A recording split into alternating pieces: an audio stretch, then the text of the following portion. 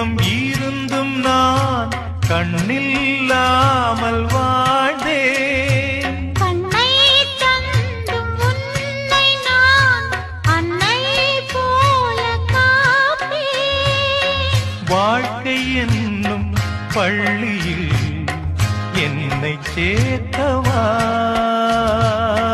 வாழ்க்கை என்னும் பள்ளியில் என்னை சேர்க்கவா.